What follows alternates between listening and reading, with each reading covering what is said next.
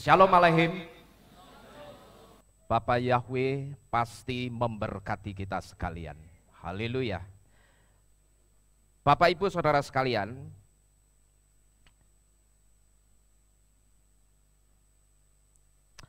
nah Bapak Ibu Saudara sekalian, hari ini merupakan satu kehormatan bagi saya.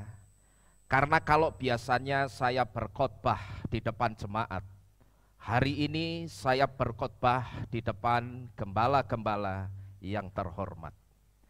Hari ini oleh panitia saya diminta untuk menyampaikan sedikit renungan firman Tuhan. Dan saya juga diberi satu tema yang berangkat dari kitab Yesaya pasal ke-40 ayat yang ke-11. Saya ingin mengajak Bapak Ibu Saudara sekalian untuk kita bersama-sama membaca ayat ini. Yesaya 40 ayat yang ke-11, supaya kita nanti tahu semua saudara, pesannya apa kira-kira Bapak Yahweh untuk kita di tempat ini. Sudah ketemu semua? Yesaya 40 ayat 11 kita baca bersama-sama. Alef, Bet, Gimel.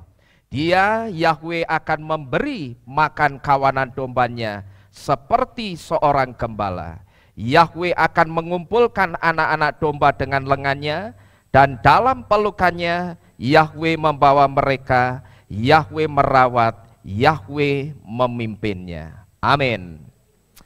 Nah Bapak Ibu Saudara sekalian, tema yang panjang ini, kalau saya singkat kira-kira tema ini akan berbunyi, Yahweh adalah gembala yang baik. Amin. Dan kalau kita berbicara tentang gembala yang baik saudara, saya sangat menyadari bahwa untuk menjadi seorang gembala yang baik, atau untuk menjadi seorang gembala yang betul-betul baik, itu tidak mudah saudara. Karena ketika kita dituntut menjadi seorang gembala yang baik, baiknya itu tidak hanya di mata jemaat, tetapi baiknya itu juga harus di mata Bapak Yahweh. Maka saya katakan, untuk menjadi seorang gembala yang baik itu tidak mudah, yang betul-betul baik itu tidak mudah. Karena ketika kita dituntut menjadi seorang gembala yang baik, baiknya itu tidak hanya di mata jemaat, tetapi juga harus baik di mata siapa saudara? Di mata Bapak Yahweh juga. Nah, terkadang disinilah dilemanya saudara.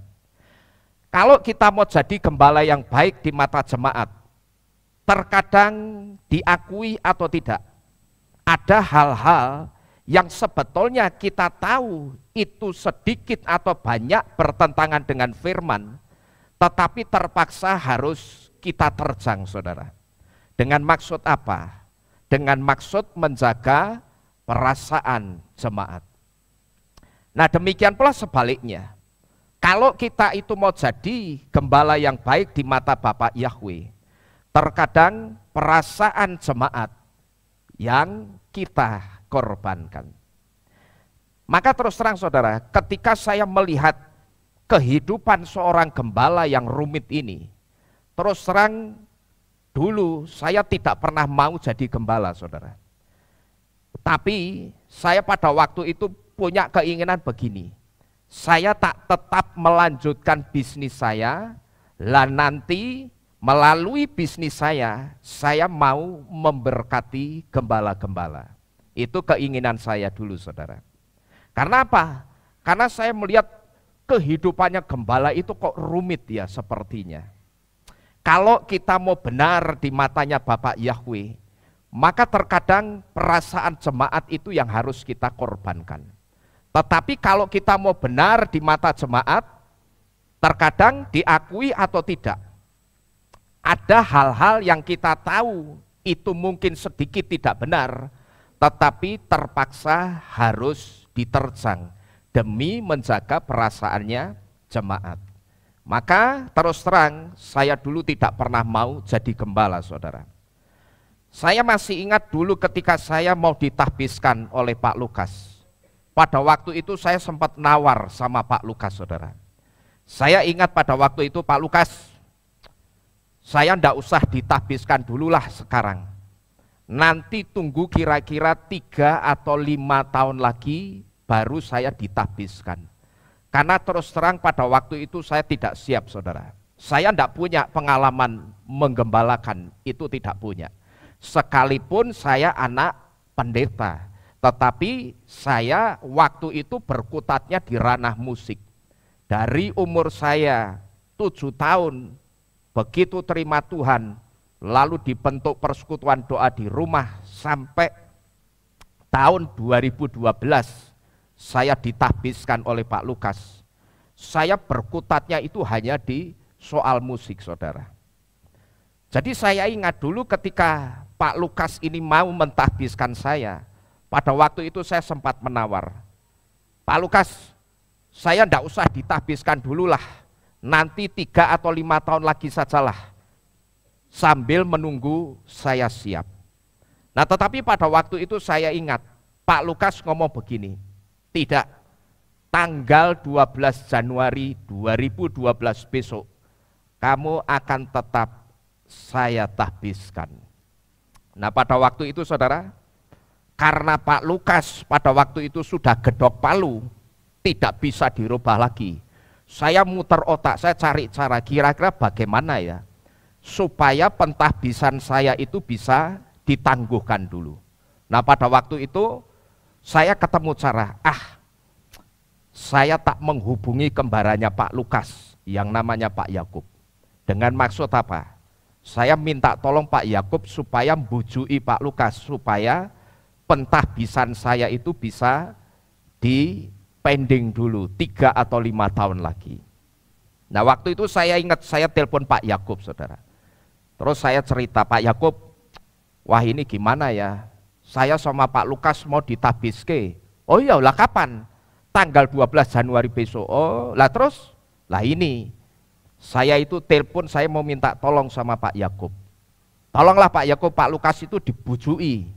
Supaya saya jangan ditahbiskan dulu. Nanti nunggu 3 atau 5 tahun lagi lah saya ditahbiskan. Karena terus terang saya sekarang ini belum siap Pak Yakub.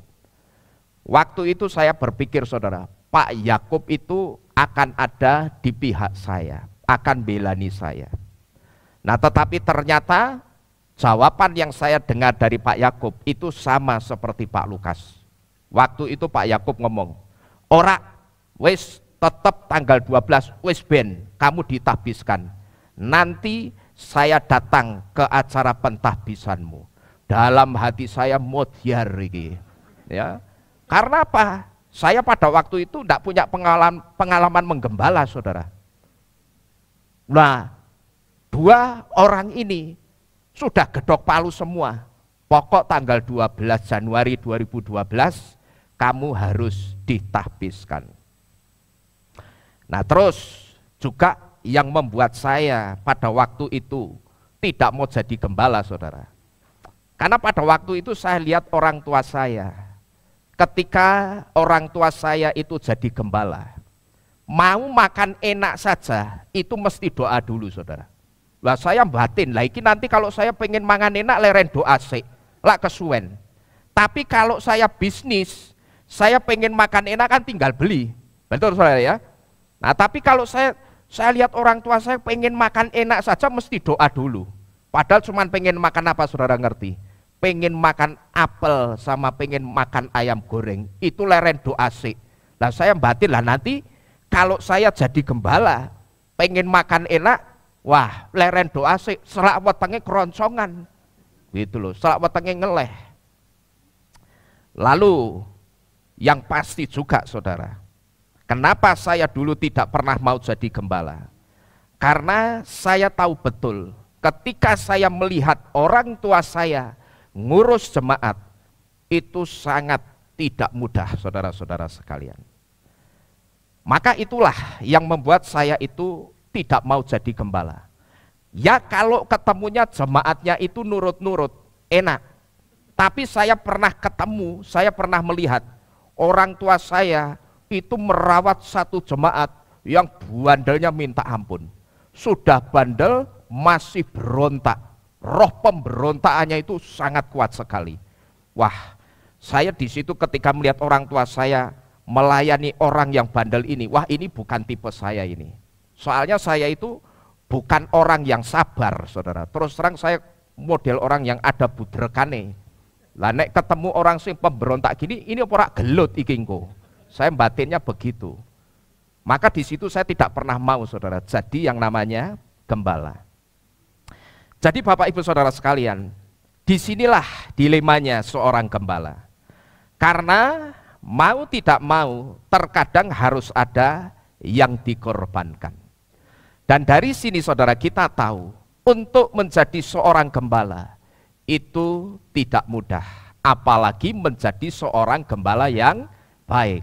Untuk menjadi seorang gembala biasa saja, itu tidak mudah. Apalagi menjadi seorang gembala yang baik. Nah akan tetapi saudara, kalau jadi seorang gembala yang baik itu tidak mudah, bukan berarti lantas kita menyerah begitu saja. Karena satu hal yang saya percaya dan itu saya alami saudara, Bapak Yahweh, Sang Gembala Agung kita, ketika Bapak Yahweh itu tunjuk dan suruh kita jadi gembala, saya cuman percaya satu hal, Bapak Yahweh itu tidak akan membiarkan kita belajar sendiri. Tapi saya percaya Bapak Yahweh itu akan bertanggung jawab ngajari kita sampai bisa bagaimana jadi seorang gembala yang baik. Dan melalui Yesaya tadi saudara, di situ sebetulnya Bapak Yahweh sudah memberitahu beberapa hal. Bagaimanakah seorang gembala yang baik itu? Yang pertama, Bapak Yahweh memberitahu bahwa seorang gembala yang baik, ini kok tidak bisa ya? Yang pertama, seorang gembala yang baik, dia harus rendah hati. Nah, saudara bisa perhatikan di situ ada kata seperti seorang gembala. Di Yesaya 40 ayat yang ke-11a, di kalimat dia Yahweh akan memberi makan kawanan dombanya. Seperti apa itu saudara? Seperti seorang gembala. Dan ternyata Bapak Ibu Saudara sekalian, apa yang dikatakan Bapak Yahweh ini juga diteguhkan melalui arti dari kata roeh yang artinya gembala. Rangkaian arti huruf res dan huruf waw di dalam kata roeh yang artinya shepherd atau gembala memberitahu kepada kita. Huruf res itu memiliki arti what is the highest, yang artinya yang paling tinggi. Dan yang paling tinggi di sini ini berbicara tidak lain tentang Bapak Yahweh. Lalu kalau kita perhatikan di situ juga ada huruf waw. Dan huruf waw di situ memiliki arti suffer yang artinya penderitaan. Dan penderitaan di sini ini sedang berbicara tentang pengorbanan. Dan yang dimaksud seperti seorang gembala di sini tidak lain adalah Bapak Yahweh sendiri. What is the highest atau yang maha tinggi dan suffer yang berbicara tentang pengorbanan di sini. Ini sebetulnya sedang berbicara tentang Yahweh yang maha tinggi, dia mau mengorbankan atau dia mau meletakkan kemahatinggiannya untuk bertindak seperti seorang gembala. Ya, jadi kalau saudara perhatikan rangkaian huruf res dan huruf waw di dalam kata roeh di situ, di mana kata atau huruf res itu memiliki arti what is the highest dan waw itu punya arti suffer. Sebetulnya rangkaian arti kata what is the highest dan suffer ini sedang memberitahu bahwa Yahweh yang maha tinggi, dia mau mengorbankan atau dia mau meletakkan kemahatinggiannya untuk bertindak seperti seorang gembala. Nah, kata seperti seorang gembala ini maknanya sudah sangat jelas saudara, bahwa seorang gembala itu mutlak harus memiliki sikap kerendahan hati. Karena kalau kita melihat di ayat 11a tadi, di situ kita bisa melihat Bapak Yahweh yang maha tinggi saja itu mau bertindak seperti seorang gembala.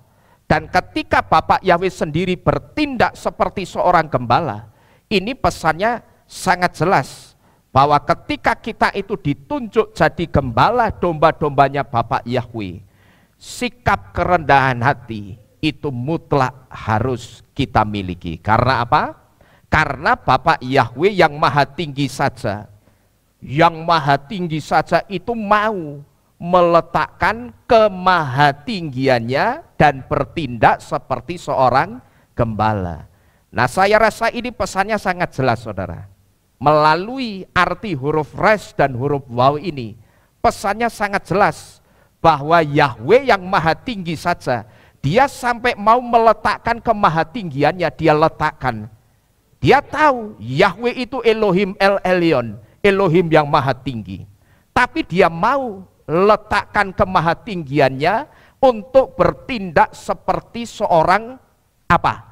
Gembala. Gembala itu apa sih, saudara? Pelayan. Artinya Yahweh yang maha tinggi itu mau meletakkan kemahatinggiannya, dia taruh kemahatinggiannya, lalu dia menjadi pelayan, dia menjadi bertindak seperti seorang gembala. Dan saya rasa, saudara, saya tidak perlu mengajari Bapak Ibu Saudara sekalian seperti apa kerendahan hati itu. Karena saya percaya untuk sekelas gembala seperti Bapak Ibu Saudara sekalian, pasti tidak susah untuk memahami arti kerendahan hati. Jadi ini yang pertama, Bapak Yahweh memberitahu seorang gembala yang baik, dia harus rendah hati. Kemudian yang kedua, Bapak Yahweh juga memberitahu bahwa seorang gembala yang baik itu tidak beradu lengan.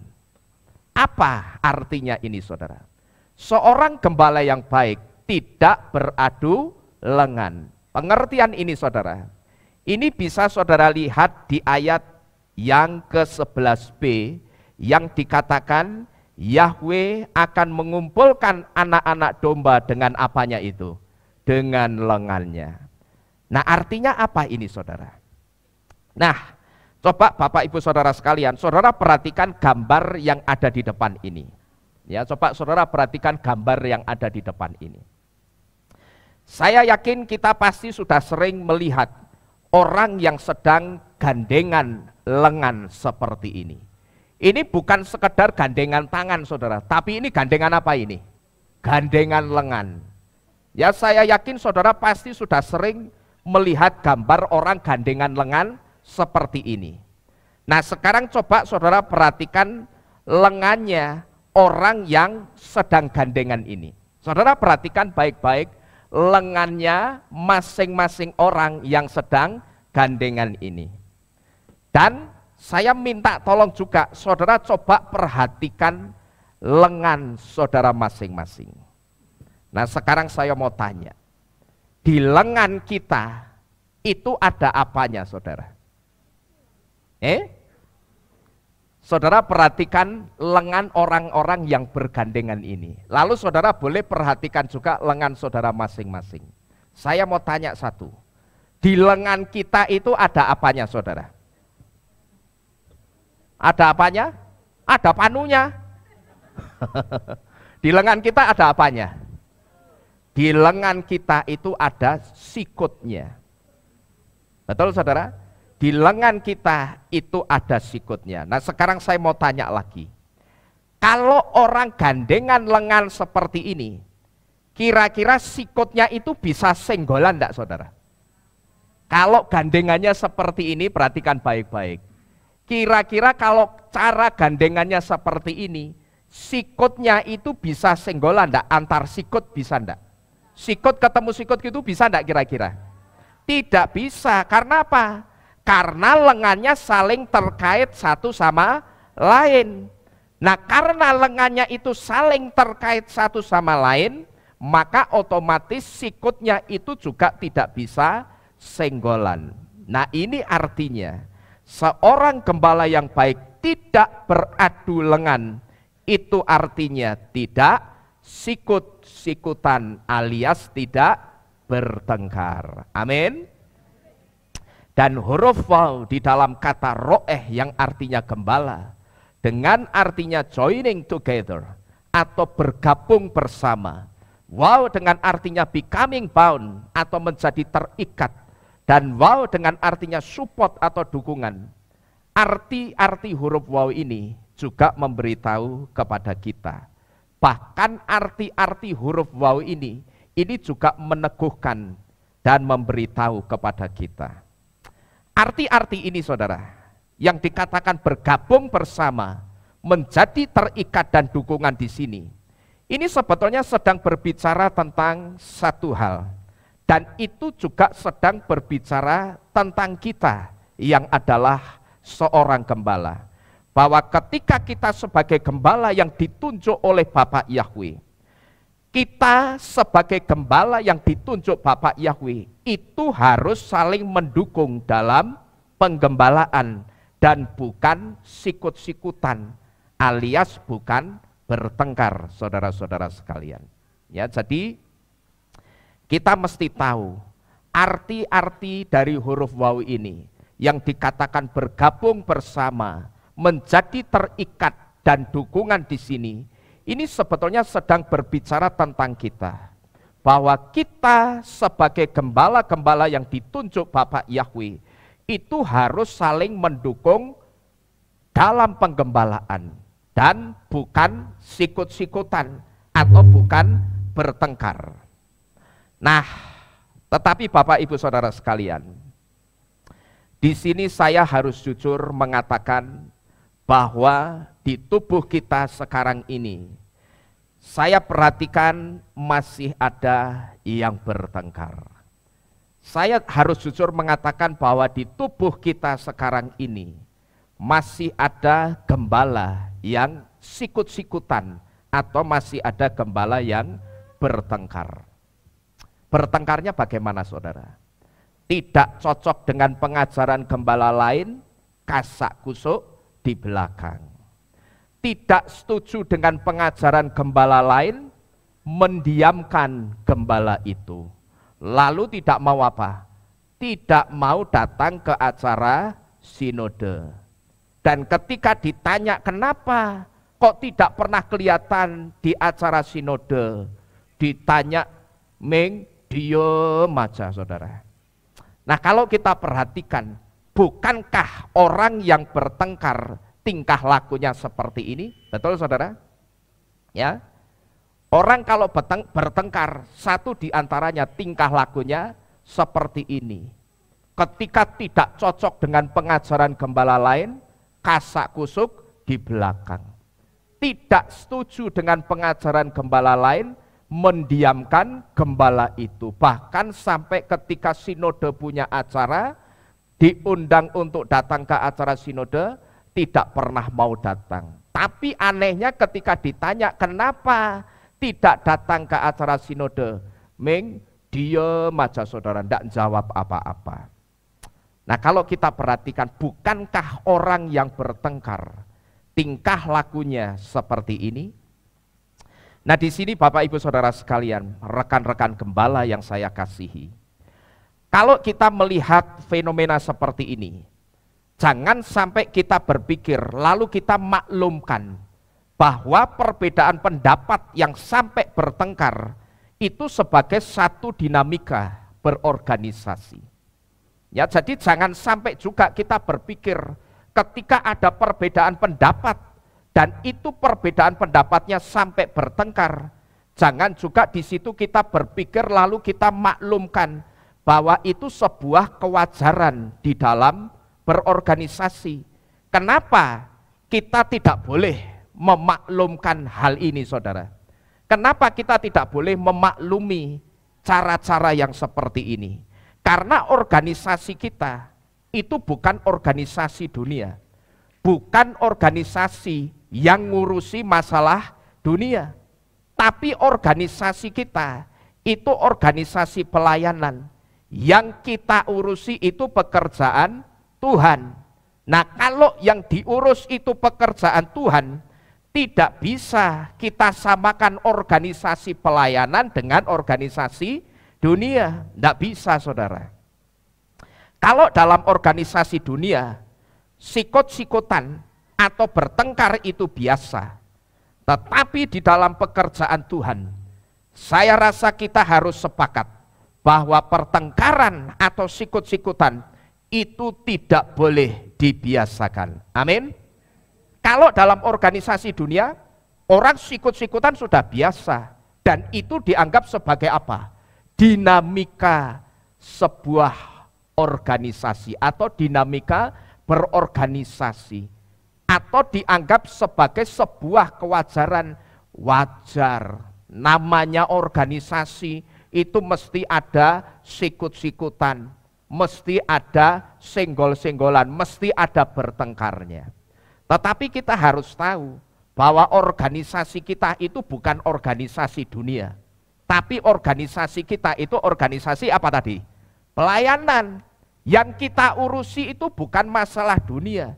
Tapi yang kita urusi masalah pekerjaan Tuhan.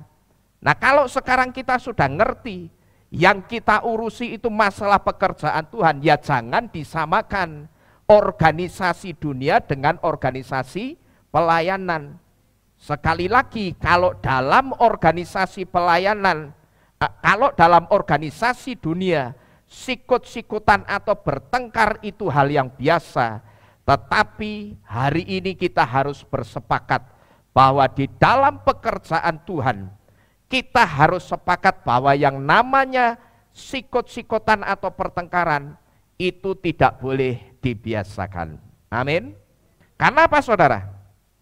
Karena kalau kita maklumi sebagai sebuah kewajaran, ini justru akan jadi celah setan untuk intervensi di dalam pekerjaan Tuhan. Satu hal yang harus kita ingat Bapak Ibu Saudara sekalian, waktu-waktu ini adalah waktu penampian. Dan kita mesti tahu satu hal, bahwa di dalam yang namanya penampian itu ada yang namanya goncangan. Di dalam penampian itu ada yang digoncang. Dan yang digoncang di waktu penampian ini adalah landasan kuat tempat kita berpijak. Nah, landasan kuat tempat kita berpijak itu apa saudara? Kalau di dalam rumah tangga, landasan kuat tempat orang berpijak yang digoncang dengan angin penampian, itu bisa hubungan suami dengan istri, orang tua dengan anak, menantu dengan mertua, dan sebagainya. Itu kalau di dalam kehidupan rumah tangga. Landasan kuat tempat orang berpijak yang digoncang itu hubungan di dalam keluarga. Bisa hubungan antara mertua dengan menantu, anak dengan orang tua, atau suami dengan istri. Tapi kalau di dalam kehilat saudara, landasan kuat tempat orang berpijak yang digoncang itu biasanya apa? Hubungan gembala dengan jemaat, lalu jemaat dengan pelayan Tuhan, atau gembala dengan pelayan Tuhan. Biasanya disitulah landasan kuat tempat orang berpijak itu akan digoncang. Nah tapi kalau di dalam sinode seperti kita berkumpul pada siang hari ini saudara, yang digoncang biasanya apa? Hubungan antar gembala. Bisa antar gembala itu yang ribut, sikut-sikutan, bertengkar sendiri, atau bisa juga kita yang adalah gembala-gembala cabang digoncang hubungannya dengan gembala sinode kita. Itu juga bisa Bapak Ibu Saudara sekalian. Maka inilah kenapa kita itu mesti hati-hati di dalam menjaga hubungan antar gembala. Karena hubungan baik antar gembala itu jadi landasan kuat untuk kita berpijak. Karena kalau hubungan kita itu baik, hubungan antar gembala itu baik, berarti landasan tempat kita berpijak itu kuat atau lemah kira-kira saudara? Sangat kuat. Kalau hubungan kita antar gembala itu baik, maka saya bisa pastikan landasan kuat untuk kita berpijak melayani Bapak Yahweh, landasan tempat kita berpijak seperti ini landasannya kuat. tidak mudah untuk digoyahkan, Bapak Ibu Saudara sekalian. Maka inilah kenapa kita itu mesti hati-hati di dalam menjaga hubungan antar gembala. Karena sekali lagi, hubungan baik antar gembala itu jadi landasan kuat tempat kita berpijak. Dan inilah juga kenapa sebuah perselisihan atau pertengkaran di dalam organisasi pelayanan seperti sinode itu tidak boleh dimaklumi terus sebagai sebuah kewajaran dalam berorganisasi. Ya, seringkali kita kan sering mendengar, saudara ya, kalau di dalam sebuah organisasi ada anggotanya yang bermasalah, ada anggotanya yang ribut satu dengan yang lainnya, ada anggotanya yang bertengkar atau sikut-sikutan satu dengan yang lainnya.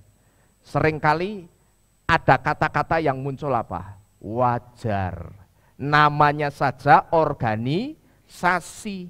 Namanya organisasi itu kan isinya tidak cuma satu orang, tapi isinya banyak orang. Sedangkan satu kepala itu isinya sudah beda. Nah, kalau organisasi itu isinya 100 kepala, 100 orang, berarti ada 100 kepala yang harus disatukan visi dan misinya, dan itu tidak mudah. Maka ketika mereka tahu itu tidak mudah, muncullah kata-kata apa? Wajar kalau di dalam organisasi itu ada yang namanya sikut-sikutan.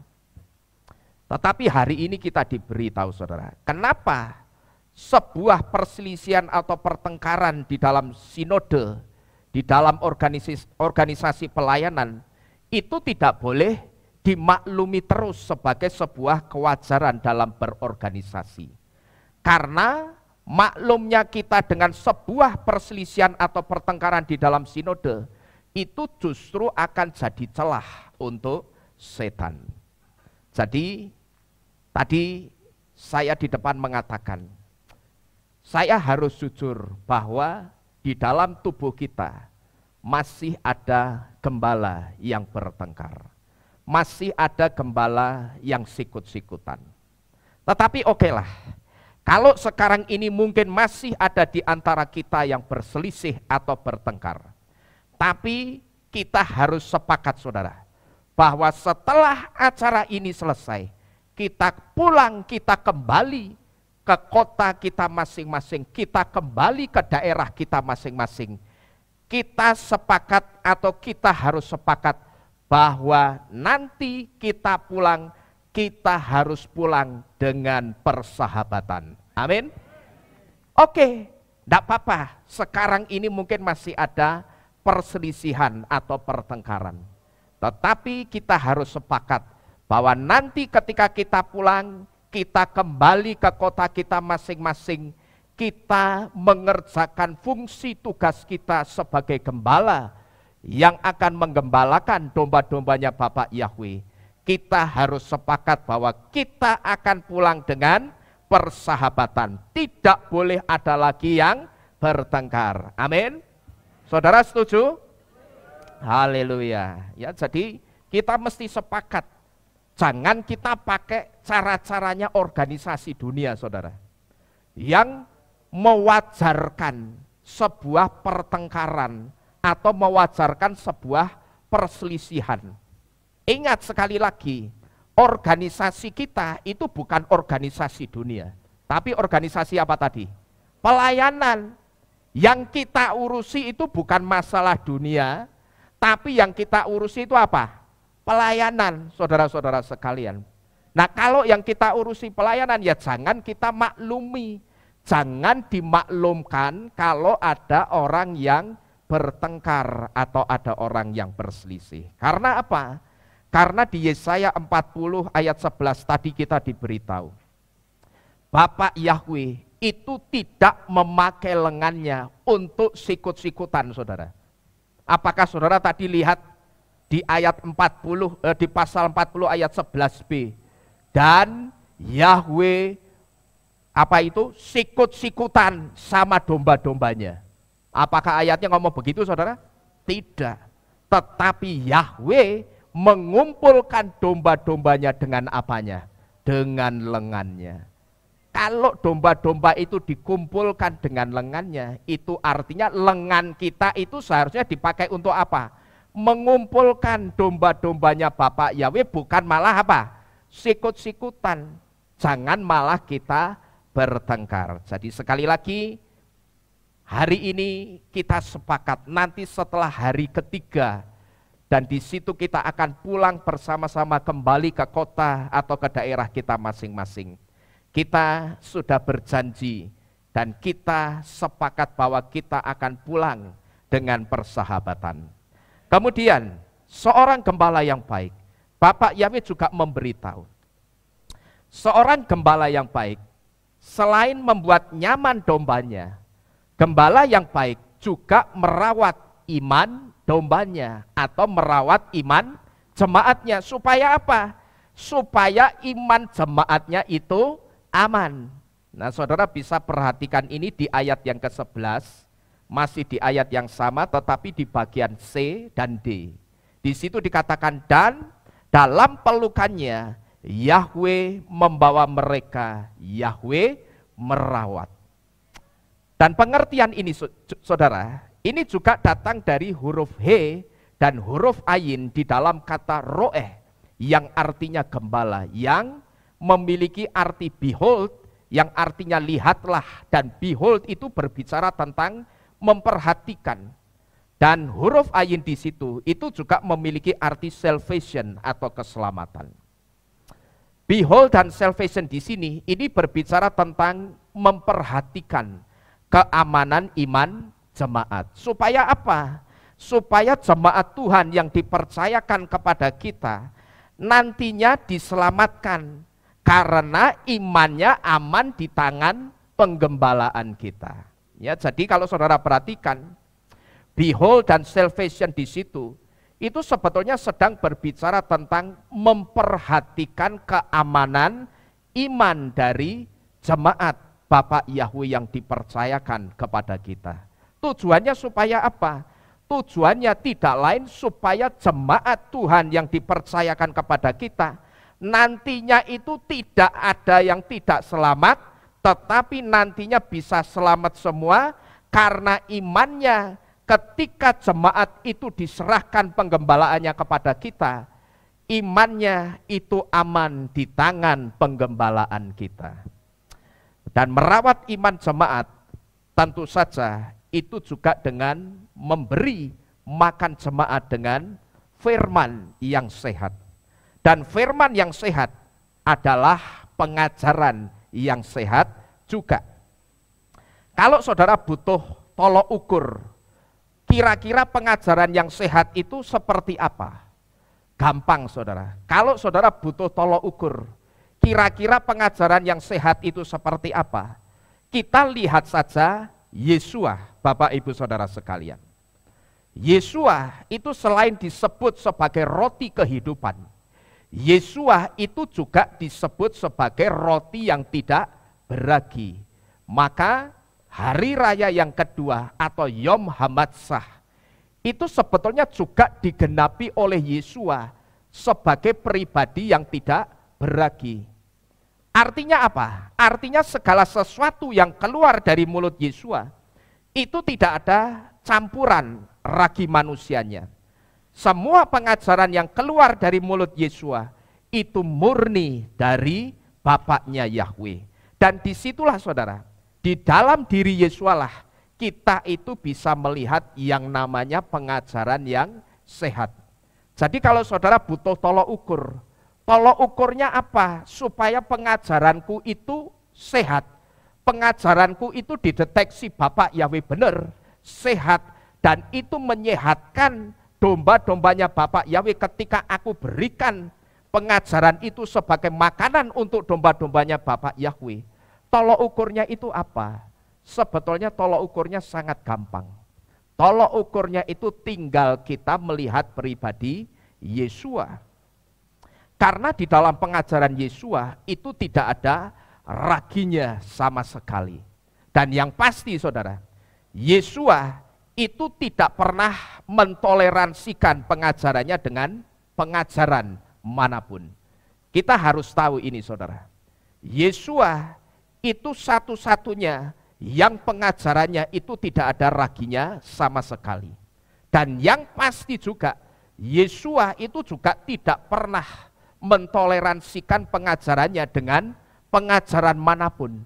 Dia tidak pernah menyandingkan pengajarannya dengan pengajaran dari iman percaya manapun. Nah inilah yang sebetulnya membuat pengajarannya Yesua itu sehat. Karena Yesua itu tidak pernah mentoleransikan pengajarannya. Satu hal yang harus kita ingat saudara, bahwa omongan kita sebagai gembala itu sangat dipegang oleh jemaat. Ini yang mesti kita ngerti. Omongan atau ucapan pengajaran kita sebagai gembala itu dipegang oleh jemaat. Nah di sini kalau kita ngerti bahwa omongan kita itu dipegang oleh jemaat, jangan sampai kita itu salah mengajar. Jangan sampai saudara kita itu salah kasih rumput untuk domba-dombanya Bapak Yahweh. Tapi jelilah memilih rumput hijau yang akan kita berikan sebagai makanan untuk domba-dombanya Bapak Yahweh. Ya jadi jelilah memilih rumput hijau yang adalah simbol atau gambaran dari makanan rohani atau pengajaran yang akan kita berikan sebagai makanan untuk domba-dombanya Bapak Yahweh. Kita mesti jeli saudara. Karena apa? Kita mesti jeli. Karena kalau saudara perhatikan, sekarang itu ada yang namanya rumput apa? Rumput sintetis. Saudara pernah lihat rumput sintetis? Mungkin di sini ada ya. Oh enggak ada. Kenapa kita itu mesti jeli melihat rumput hijau yang akan kita berikan sebagai makanan untuk jemaat yang dipercayakan Bapak Yahweh kepada kita. Karena sekarang ini ada rumput sintetis. Dan rumput sintetis itu warnanya juga hijau saudara. Bahkan rumput sintetis warnanya itu jauh lebih menarik ketimbang rumput asli. Dan rumput sintetis inilah pengajaran yang nampaknya baik, tapi sebetulnya pengajaran itu justru menjerumuskan. Saudara bayangkan, kalau domba-dombanya Bapak Yahweh itu dikasih makan rumput sintetis, rumput palsu, apa yang akan terjadi kira-kira saudara? Muntah-muntah. Saya masih ingat, dulu ada seorang pendeta, namanya pendeta Daniel Lesegu. Pendeta berkulit hitam ini pernah mengajak jemaatnya untuk membumi. Ya, artinya menyatu dengan alam. Cuman caranya menyatu dengan alam aneh saudara. Jemaatnya ditanya, saudara mau enggak kalau saudara itu saya ajak menyatu dengan alam? Mau. Oke, kalau mau sekarang mari kita keluar dari gereja. Lalu saudara lihat di depan gereja ada rumput, sekarang saudara makan itu rumput. Terus jemaatnya saudara ngerti. Jemaatnya saya herannya nurut. Jemaatnya ngerumput persis kayak kambing saudara. Dan setelah itu jemaatnya bukannya menyatu dengan alam, malah mencret-mencret, muntah-muntah semua. Padahal itu rumput apa? Rumput asli atau rumput sintetis itu? Rumput asli. Lah ya toh? Ya memang. Rumput asli kalau dimakankan ke orang ya tidak akan bisa juga. Karena perut kita itu bukan didesain untuk rumput liar seperti itu. Itu kan desainnya untuk binatang saudara. Ya jadi karena sekarang ini ada rumput sintetis. Dan rumput sintetis itu warnanya juga hijau. Bahkan rumput sintetis itu warnanya jauh lebih menarik ketimbang rumput asli. Dan rumput sintetis itulah pengajaran yang nampaknya baik, tetapi sebetulnya pengajaran itu justru menjerumuskan. Dan satu di antara pengajaran yang menjerumuskan itu disebut dengan toleransi. Jadi hati-hati Bapak Ibu Saudara sekalian dengan yang namanya toleransi. Saya sering memberitahu, hati-hati sama si tole. Apa itu sidole? Toleransi. Seringkali kan orang ngomong apa? Enggak apa-apa, kita itu hidup harus bertoleransi, kan begitu. Kalau kehidupan sehari-hari, sekedar kehidupan atau aktivitas yang tidak ada kaitannya dengan iman, kerja bakti, enggak masalah. Ngecat gapura bareng enggak masalah. Tapi kalau sudah yang namanya iman, jangan sekali-kali saudara toleransikan. Jangan sekali-sekali kita bawa-bawa toleransi saudara ke pengajaran kita.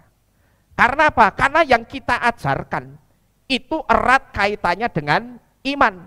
Dan soal iman tidak boleh sekali-kali ditoleransikan. Karena sekali kita toleransi dengan kesalahan, rusak iman jemaat. Perhatikan ini baik-baik. Sekali kita toleransi dengan iman, sekali kita toleransi dengan kesalahan, maka rusaklah iman jemaat. Padahal jemaat atau domba-dombanya Bapak Yahweh dipasrahkan ke kita, itu tujuannya untuk dirusak, apa untuk dirawat dengan baik saudara? Harusnya dirawat dengan baik. Tapi asal saudara tahu, begitu saudara toleransi dengan pengajaran, hati-hati. Hati-hati dengan toleransi, apalagi toleransi soal iman. Begitu sedikit saja saudara toleransi dengan kesalahan, maka rusaklah iman jemaat yang dipercayakan kepada kita. Jadi Bapak Ibu Saudara sekalian, seorang gembala yang baik itu tidak hanya membuat nyaman domba-dombanya. Artinya kita jangan hanya pinter membuat nyaman domba-domba kita, domba-dombanya Bapak Yahweh, tapi kita juga mesti apa? Menjaga imannya jemaat kita itu supaya aman. Dan satu di antara caranya menjaga iman jemaat supaya aman, itu dengan memberikan pengajaran-pengajaran yang sehat. Pengajaran yang hanya datang dari akar Ibrani. Jangan juga saudara sandingkan, saudara persekutukan pengajaran akar Ibrani dengan pola Yunani. Tidak akan ketemu saudara. Karena kalau saudara sandingkan, saudara ketemukan pengajaran pola Yunani dengan Ibrani, itu namanya saudara sedang toleransi juga. Coba saudara perhatikan di depan ini. Kamus Besar Bahasa Indonesia menjelaskan arti toleransi. Satu di antaranya dengan penyimpangan yang masih dapat diterima dalam pengukuran kerja. Nah sekarang coba saudara perhatikan kata penyimpangan yang masih dapat diterima di situ. Inilah saudara, kenapa toleransi itu tidak boleh kita bawa dalam pengajaran. Karena toleransi itu akan menyimpangkan yang sudah benar. Inilah kenapa toleransi itu jangan sekali-sekali kita bawa dalam pengajaran. Asal saudara tahu, begitu saudara bawa toleransi dalam pengajaran, maka semua yang sudah benar di akar Ibrani itu akan dibelokkan lagi sama yang namanya siapa? Sitole tadi saudara. Sitole itu siapa? Toleransi. Ngerti saudara ya? Jadi jangan macam-macam sama sitole. Jangan kita itu kalah sama iklannya minyak kayu putih. Pernah saudara dengar iklannya minyak kayu putih? Minyak kayu putih apa ya waktu itu ya? Caplang apa-apa ya? Ini enggak apa-apa ya nyebut merek ya. Ada iklan minyak kayu putih Caplang. Terus pada waktu neneknya ngusapi kayu putih ke badan cucunya, mamahnya mau kasih minyak kayu putih merek sembarangan. Sama neneknya diomongnya apa? Untuk anak jangan coba-coba. Padahal kalau kita renungkan, pernah enggak saudara dengar iklan seperti ini? Untuk anak jangan coba-coba. Padahal minyak kayu putih itu diminum apa cuma dioles di depan tubuh? Cuman di luar tubuh. Tapi itu saja orang dunia mengenal konsep untuk yang di luar tubuh itu tidak boleh coba. Lah apalagi soal iman. Soal iman itu kita apa? Kita makan loh saudara. Iman itu pengajaran itu kan Ketika gembala atau pendeta ngasih pengajaran berkhotbah, itu kan sebetulnya pendeta itu sedang ngapain? Ngasih makan untuk iman kita atau iman jemaatnya. Kalau untuk yang di luar tubuh saja, orang dunia tahu, untuk yang di luar tubuh itu saja jangan coba-coba. Apalagi yang kita makan, masukkan sebagai makanan untuk iman percaya kita. Ya jangan coba-coba. Sekali lagi hati-hati sama si yang namanya dole. Karena dole itu bahaya, saudara, si dole satu itu ya. Dalam pola Ibrani yang sekarang kita pakai, itu tidak mengenal dan tidak menerima toleransi. Karena apa?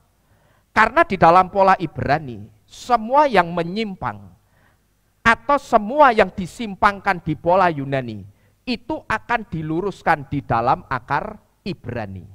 Paham saudara? Kenapa di pola iman kita yang sekarang, kita tidak boleh bawa-bawa toleransi? Karena akar Ibrani itu tidak mengenal dan tidak menerima yang namanya toleransi. Tapi di dalam pola Ibrani, semua yang menyimpang atau semua yang disimpangkan oleh akar Yunani, oleh pola Yunani, itu akan diluruskan lagi sama pola Ibrani. Nah kalau kita bawa-bawa toleransi ke pengajaran kita, sedangkan kita tahu, saudara itu sekarang, saya mau tanya, masih Kristen atau bukan? Saudara itu Kristen atau bukan? Bukan. Saya ini keberatan kalau disebut Kristen, ya. Tapi kalau di KTP, it's okay, tidak jadi masalah. Istilah yang tepat untuk menyebut iman kita yang sekarang kalau sesuai kitab suci, itu dengan kata Masyahim. Masyahim, gampangnya nyebut itu mesianik, saudara. Jadi kalau saudara butuh identitas, identitas kita yang benar sekarang itu bukan Kristen, tapi apa? Mesianik atau Masyahim, sesuai kitab Kisah Para Rasul. Kalau kita bawa-bawa toleransi ke pengajaran kita, sedangkan sekarang kita itu bukan lagi Kristen, tetapi kita orang yang percaya kepada Bapa Yahweh dan Yesua, dan orang yang percaya Bapa Yahweh dan Yesua, itu akarnya mesti kuat kemana? Ibrani apa ke Yunani kira-kira?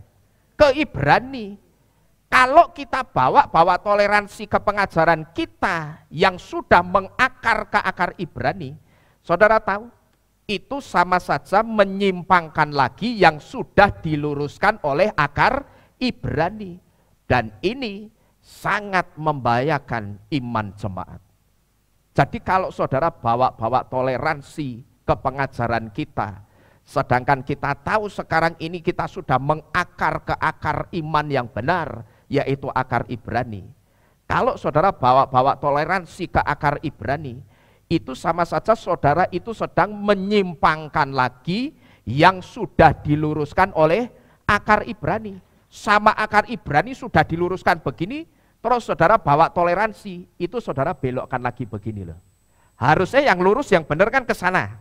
Tapi begitu saudara bawa toleransi, apa yang saudara bawa itu akan menyimpangkan apa yang sudah diluruskan oleh akar Ibrani. Dan asal saudara tahu, itu sangat membahayakan iman jemaat.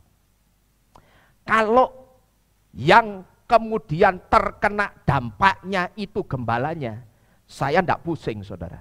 Karena gembalanya cuma satu, paling dua kalau istri gembalanya ikut pengajaran gembalanya yang salah.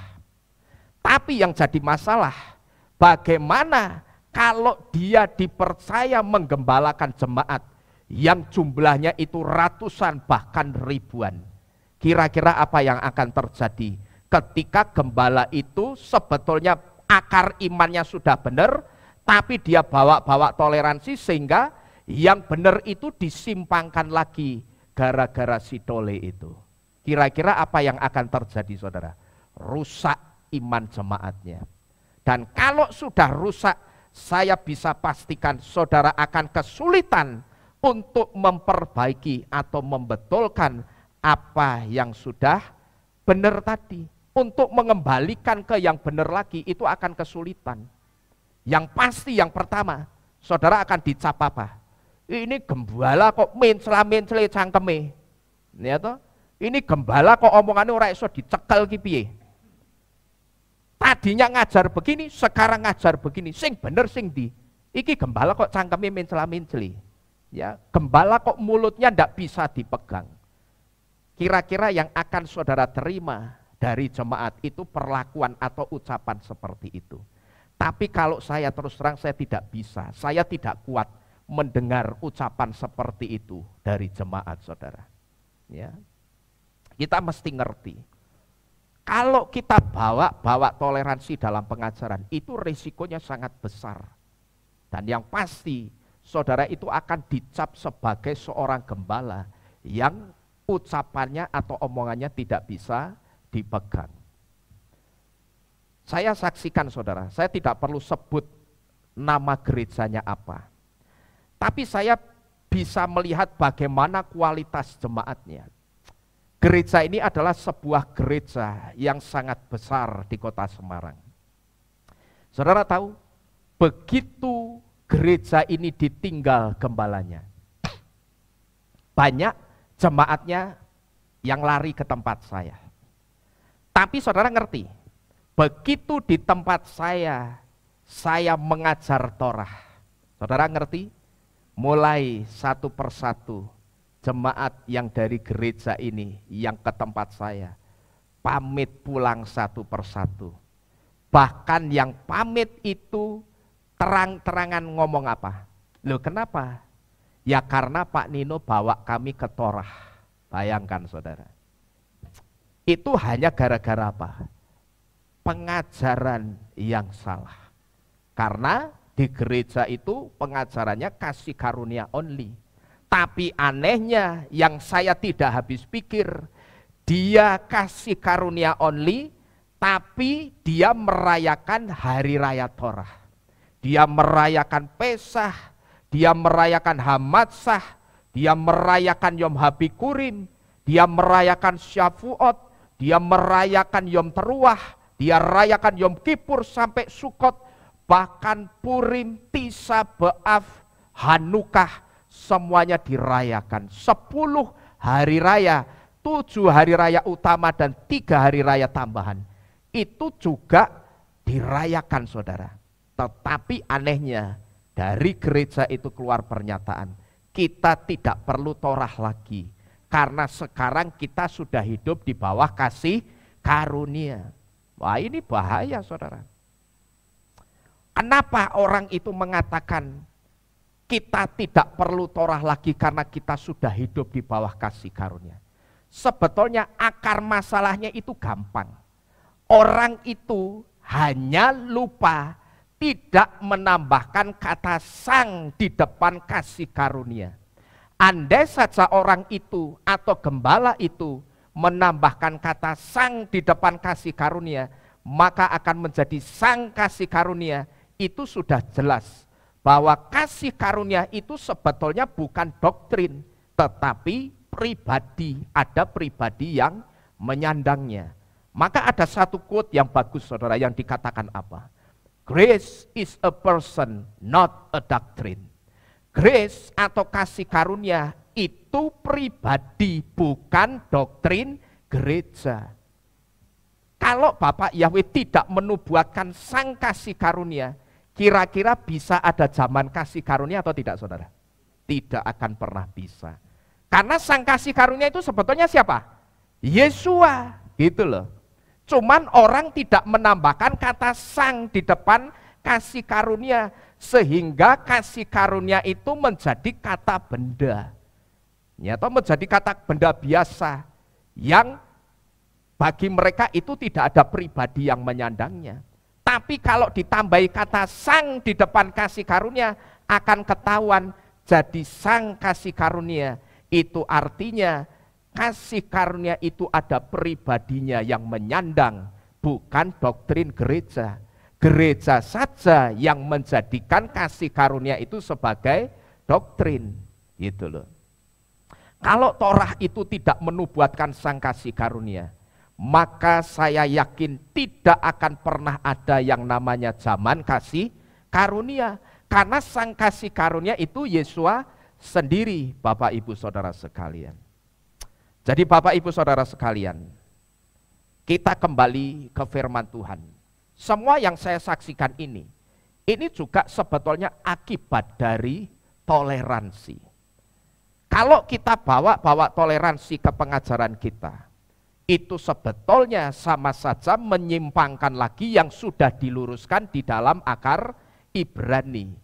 Dan perhatikan baik-baik, itu sangat membahayakan iman jemaat Tuhan.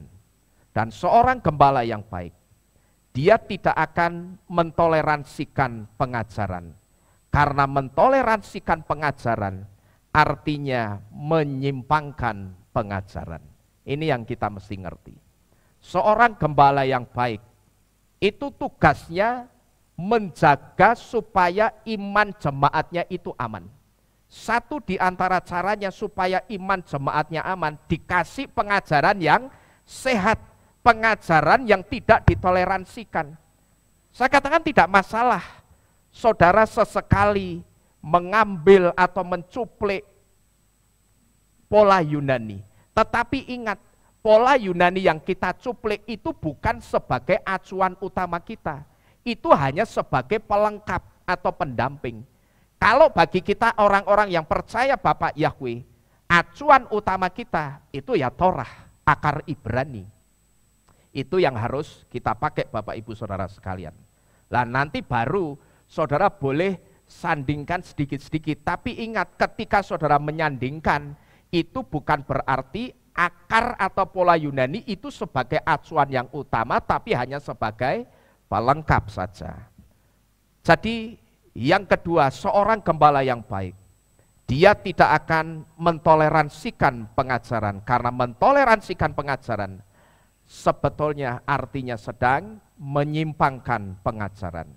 Kemudian yang terakhir, Bapak Yahweh juga memberitahu, seorang gembala yang baik, next, seorang gembala yang baik itu tidak ngembek, saudara. Ya, seorang gembala yang baik tidak apa ini kita baca sama-sama?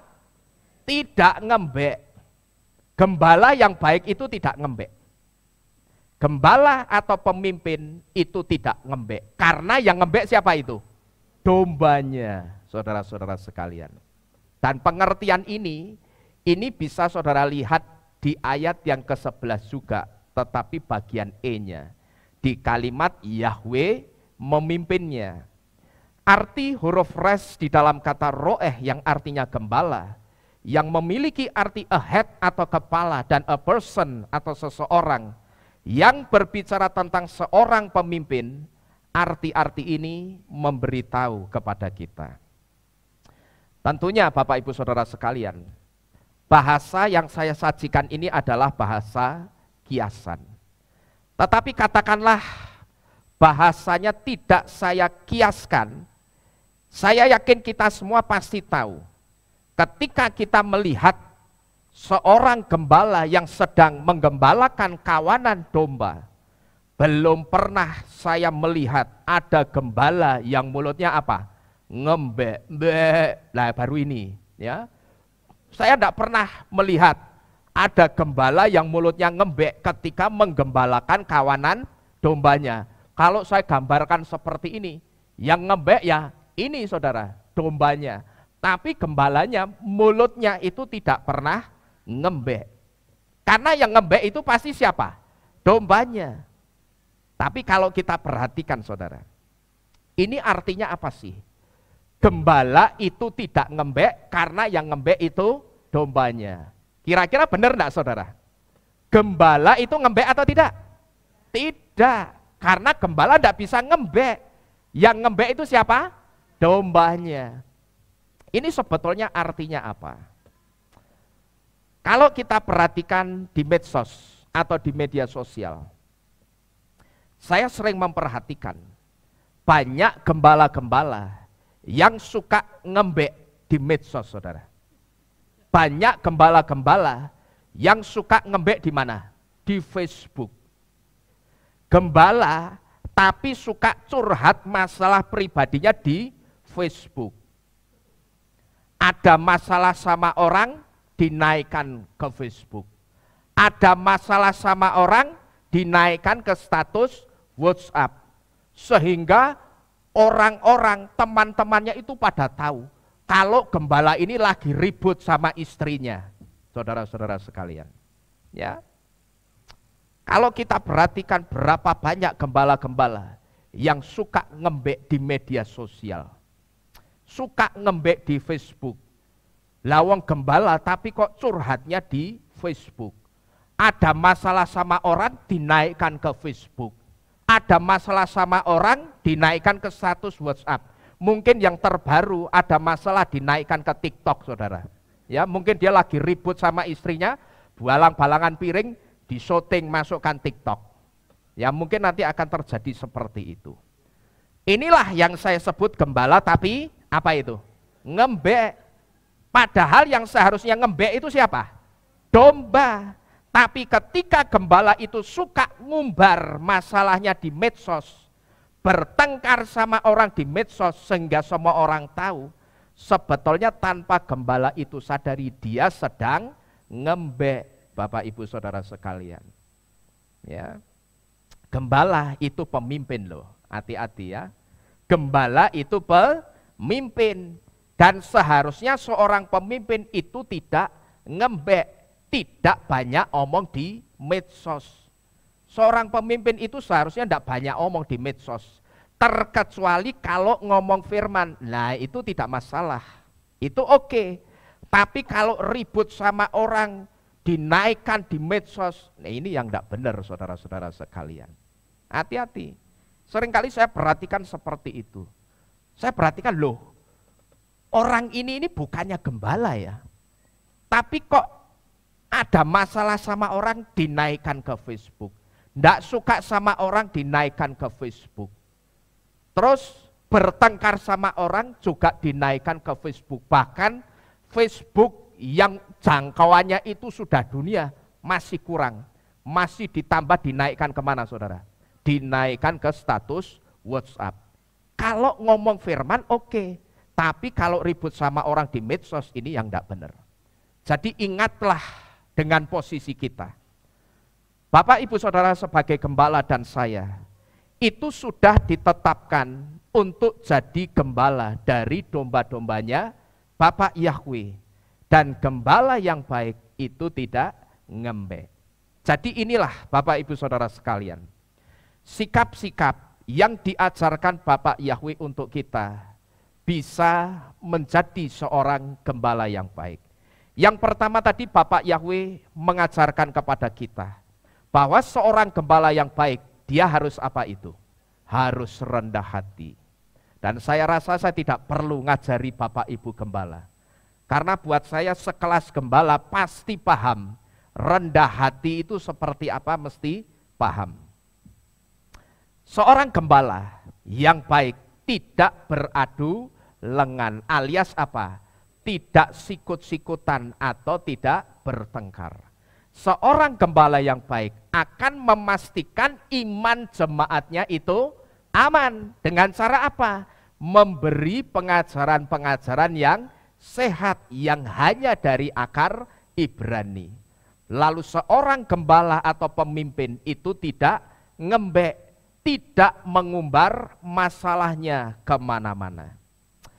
Dan yang terakhir Bapak Ibu Saudara sekalian sebagai kesimpulan, bahwa sebagai seorang gembala kita harus memiliki sikap-sikap yang ada di depan ini. Itu karena seorang gembala adalah tulang punggung keselamatan domba-dombanya Bapak Yahweh. Kenapa Yesua ngajari sikap-sikap seperti yang ditulis di dalam kitab Yesaya 40 ayat 11? Itu sebetulnya karena seorang gembala itu tulang punggung keselamatan domba-dombanya Bapak Yahweh. Itu artinya tanggung jawab keselamatan jemaat yang dipercayakan kepada kita. Itu tanggung jawab kita Bapak Ibu Saudara sekalian. Huruf waw dan huruf ayin di dalam kata roeh yang artinya gembala. dengan artinya spine atau tulang belakang yang berbicara tentang tulang punggung, dan huruf ayin yang artinya salvation atau keselamatan memberitahu kepada kita.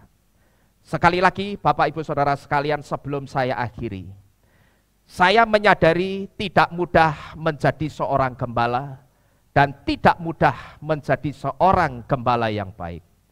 Tapi satu hal yang saya percaya Bapak Ibu Saudara sekalian, ketika Bapak Yahweh itu tunjuk kita sebagai gembala domba-dombanya, saya hanya percaya satu hal, Bapak Yahweh itu tidak akan pernah membiarkan kita belajar sendiri.